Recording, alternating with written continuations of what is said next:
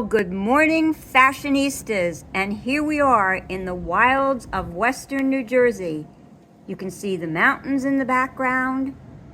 You can see the grass is still a little bit green. You can see the horses on the horse farm. And guess who this is? It's Elaine Lessig for the Canine Chronicle, Closet Confidential on their webpage and their Facebook page. And I'm telling you, things are changing out here. And I may not be the best photographer, but I'm going to be introducing you to Hatnim Lee. She's an international fashion photographer, and she's going to be chatting with us about how she sees the world of fashion, how she photographs the world of fashion, and give us hints on how to look good on camera, what to do to make a picture look better. And I can't wait to chat with her. So let's get this together. Let's get Hatnim right on the line here with us and get up all the interesting things she has to share with us. And I'm going to say bye to the horses for now and hello, fashion.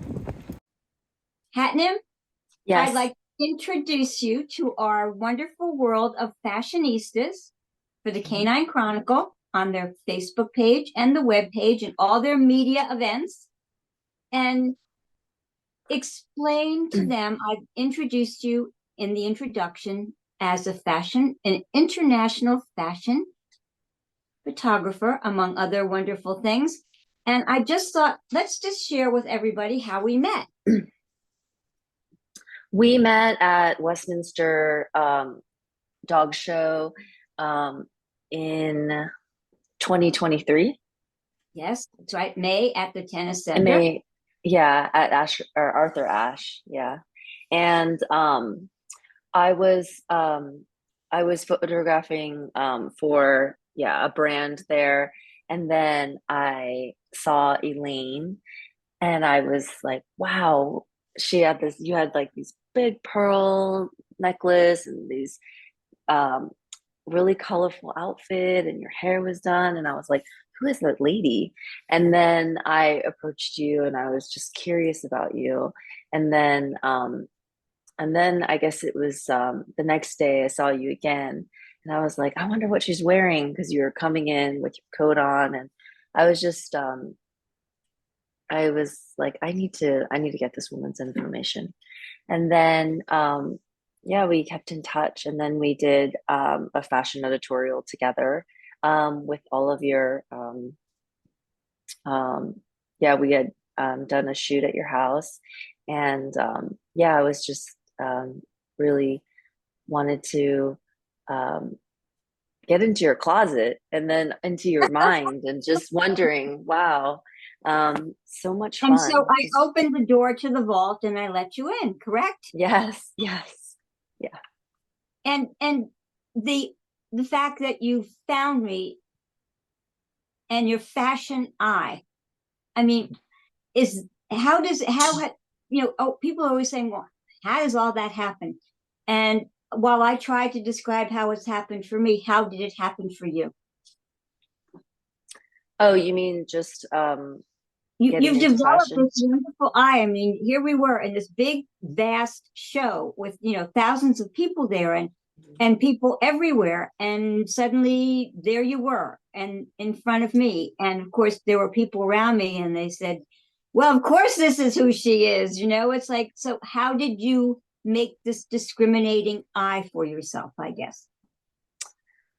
I think that I think in fashion, it's it's style and fashion. I guess maybe they're two different things, but I think it's maybe fashion is the broader kind of, that's what things are labeled under. But I think when someone has style, it's very different.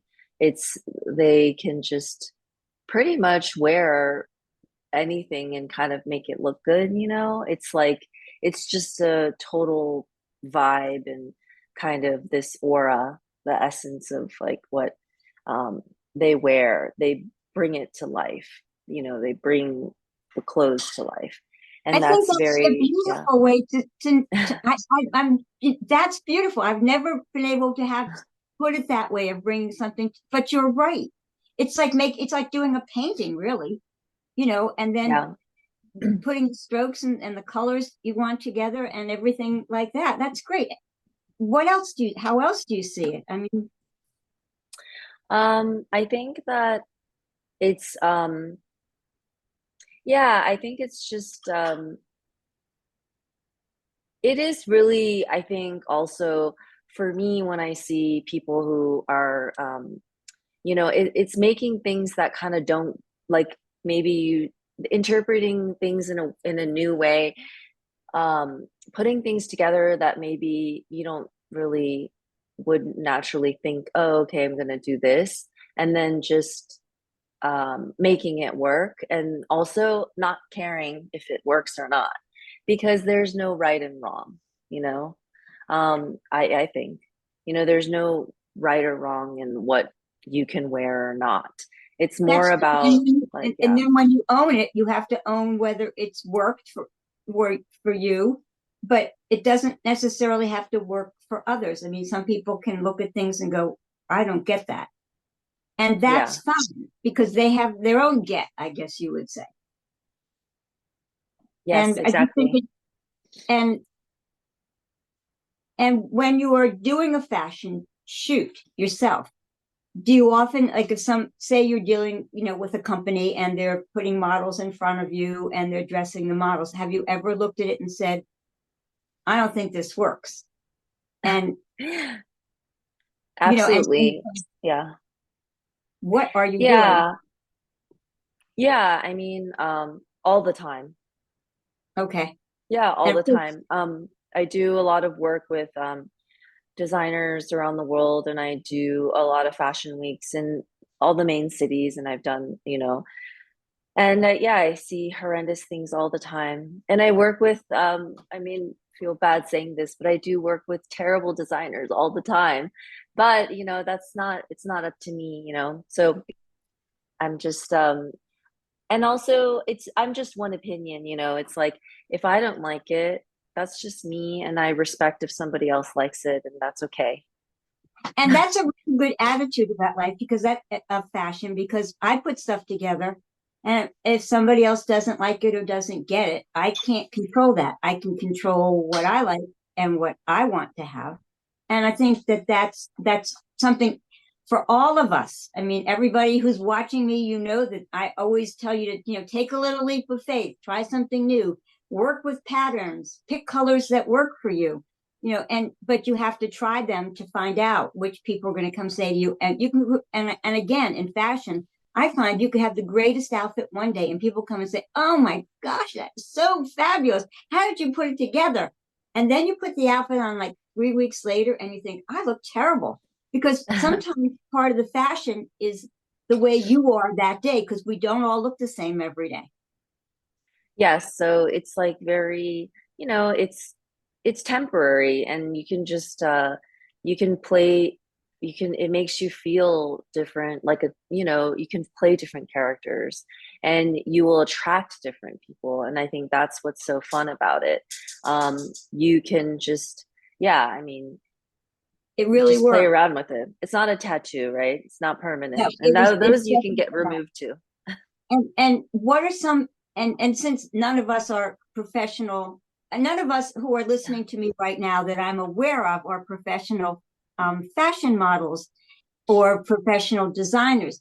So tell me, how can how can we, for example, if you come and photograph again at Westminster, there are people out there and they're being photographed. What are Mhm. some ideas you have for them in ways to look better when they are photographed? Things that like don't look good on anybody. Things that you can suggest in terms of lighting, color, which you can't control the lighting there, but just things that when for example, you're going to be on a green floor and they're going to be Mhm. purple things all over the place. Just your thoughts on that. Um, well, I feel like at Westminster, I just remember, yeah, um, I think that honestly, I just think that people just you need to just wear whatever you feel good in. And I know that we had that conversation when we had our shoot, because if you don't feel good in it and you don't feel comfortable in it, it's the body language. Like people can tell right away. So if you don't feel good wearing heels, don't wear heels. Or if you don't feel comfortable in certain fabrics, don't wear it. Or I just really think that you need to find, what makes you feel good, and and that's all. Well, crazy me. If I'm buying something new and I'm wearing it to an important event, like I'm wearing it for Westminster, or I did the National Dog Show this year, or I know I'm doing a specialty for a certain breed, I take photographs of myself in the Mhm, outfit. See, what does it look like to the camera? Because our mhm. eyes are key.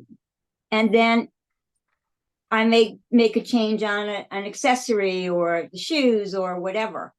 And I just think taking pictures of yourself is a really good way to decide. I mean, certainly I'm taking pictures, with my good old little Pixel 7 here, but I think it does help. And of course, the lighting will be different no matter where you go. But have you ever done that or ever thought that's a good idea? Absolutely. No, absolutely. And it's like, when you're putting an outfit together, it's like improvising, right? You change it each time you wear it, your hair, everything, something is going to be different. You can't have the same thing each time, even if you wear the same elements, something will be different. And so I think it's the same thing as like following a recipe and cooking. You have to taste it while you're going along, and then you tweak it, right? And so taking photos is important, and looking in the mirror, and then just, feeling what works and what doesn't. And then that will, develop an eye for yourself and what you like. And also, yeah, I just think that that's really important. Because also, um, yeah, it's kind of weird to say this, but like I think in photos, things can look different from what you see, even in front of a mirror. And I agree. And on TV, if you're doing something and it's one of the television dog shows or whatever, it looks different I've noticed that. It looks very different, on television. And some things you have to be super careful about. It's like sometimes wearing those broad stripes that go across you are not the best thing when you're turning around or something like that. So you have to be, I guess, self-awareness comes into this whole thing. And maybe fashion is self-awareness because Absolutely. you can't really have a style if you aren't self-aware. Hmm. Yeah. And And go it ahead. is yeah, I mean, absolutely. And it's the first thing people see, and sometimes it's the only thing people see, That's very you really true. yeah. They don't, and sometimes they'll miss the details of something, but it, and the other thing I find about fashion or style, I think when you're meeting new people or you're in a different area, it's often a conversation starter. Somebody will just come over and say, "Oh, I love your shoes. I have a pair of shoes here." And I will show them. And everybody has seen these a million times. Oh, I It's a love them. You love them. Okay, it's the Yeah. most interesting thing. This shoe brings more conversation when I wear it, and it's Isaac Mizrachi. It's not an expensive shoe. It's got a great sole, and it's a conversation starter. And I think that that's part of fashion. It's a connection, and Absolutely. and it gives us a chance to communicate with each other. So finding something that it makes you feel good every time you wear it, and people constantly, "Oh, I must have sold more of these for Mr. Mizrachi than he absolutely knows." Everybody says, "Where did you get them?" And I'm always willing to share fashion with people. I'm not, I don't feel like, oh, this exclusive things. I'm not telling anybody. I do the opposite. And when you're working, when you're actually doing a fashion shoot, and does it give you ideas for yourself? Yeah, I think that um it does. And I think I feel like it's just a language that I've learned through the years. And on that note about your shoe that you just showed us, I guess one thing that I was thinking about in the industry is that, we're living in such a in the culture where everyone is obsessed with the brands that we recognize, or like all about the branding.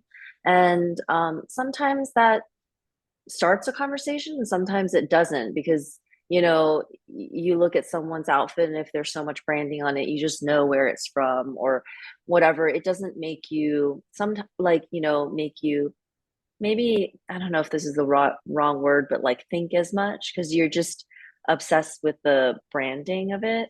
um I like seeing clothes that I don't recognize, um because um it makes me just appreciate what it is, the art form of it, more than who made it.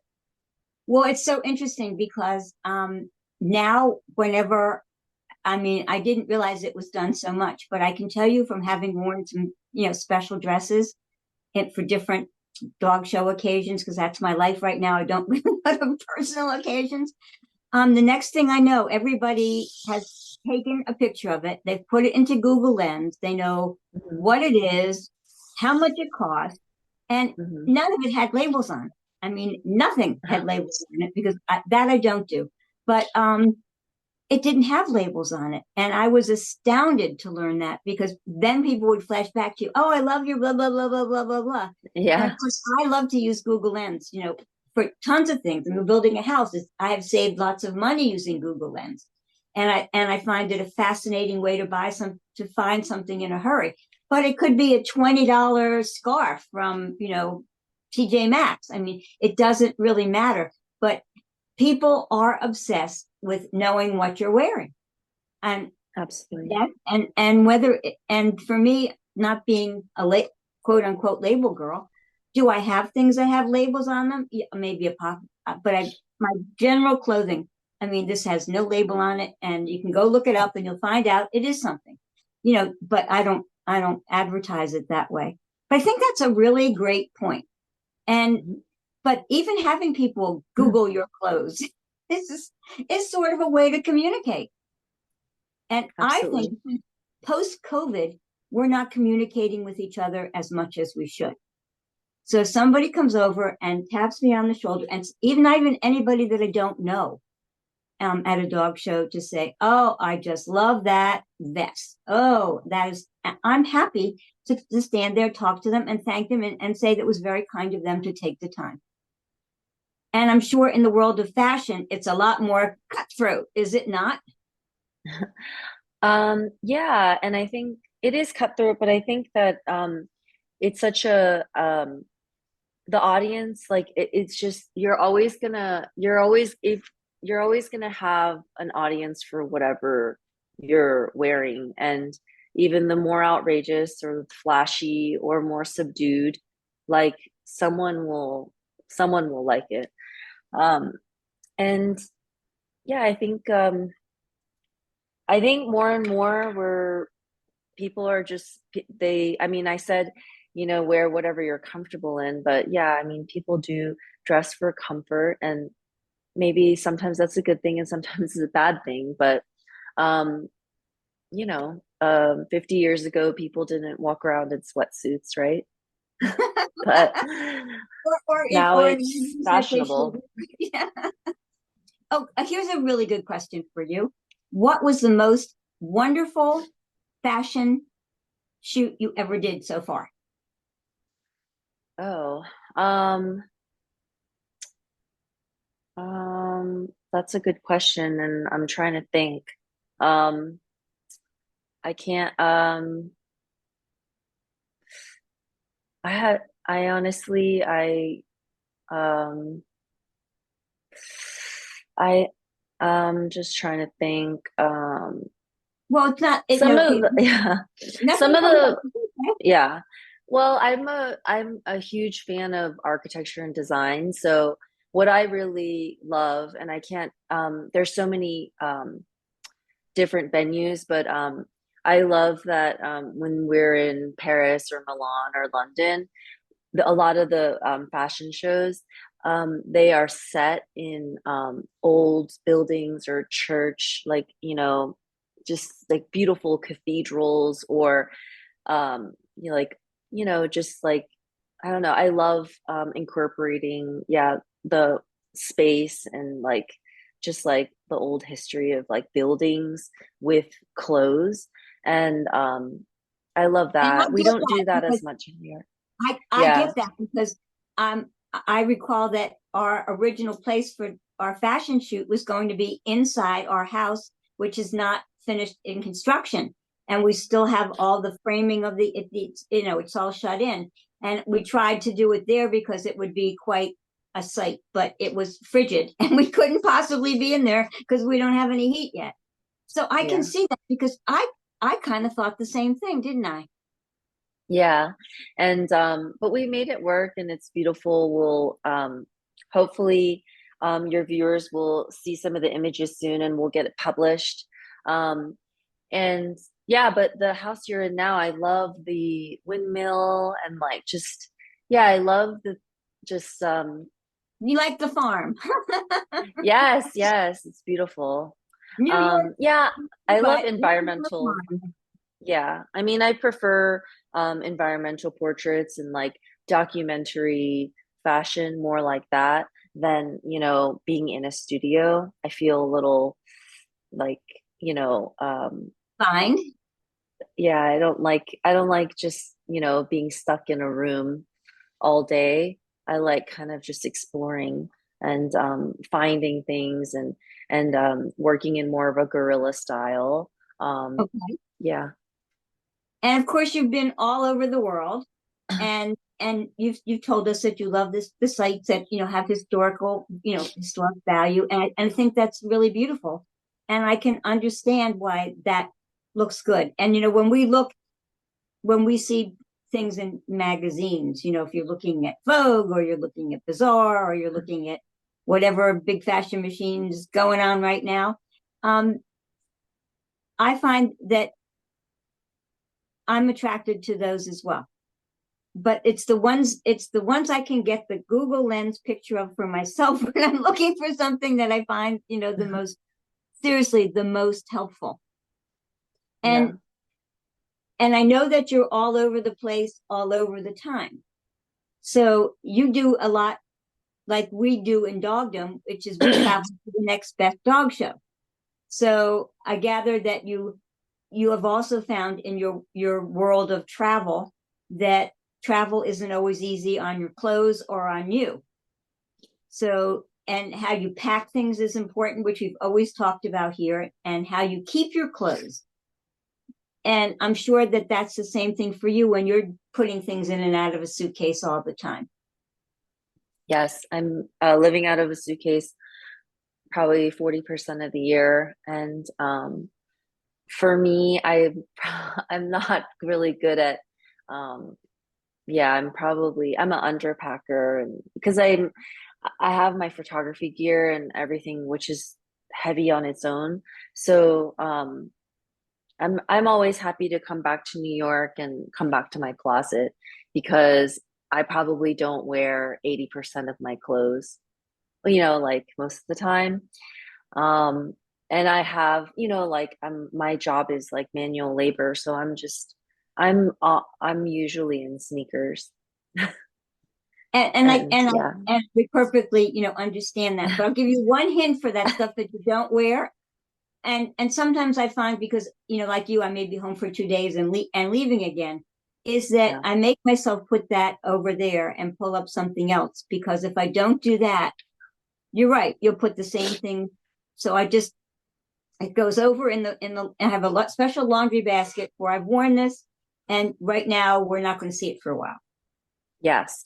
I do All of have a it. rule. I had to have a rule for my closet. If I haven't worn something in 2 years, I'll donate it because, I'm like, We it's have the just gonna same sit there. on Closet Confidential. That's the rule because if you're not going to wear it after 2 years, there's some reason you didn't like it every time you put it on and thought you would.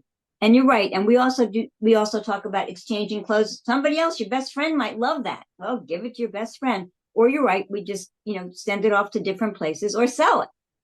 That Yes. those are the kinds of things that we do. It's very interesting to have the opinion of a fashion photographer because having worked with you, I had no idea what it would be like.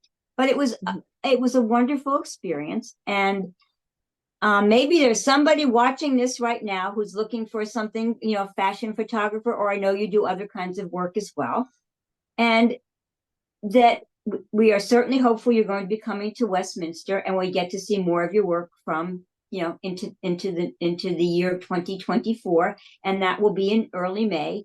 And I know that you're going to be sending along some photos for us attached to the to this episode when we're dealing with a fashionista who is a fashion photographer and who photographed a fashionista. I think that's a whole lot of what they call it now, word spaghetti.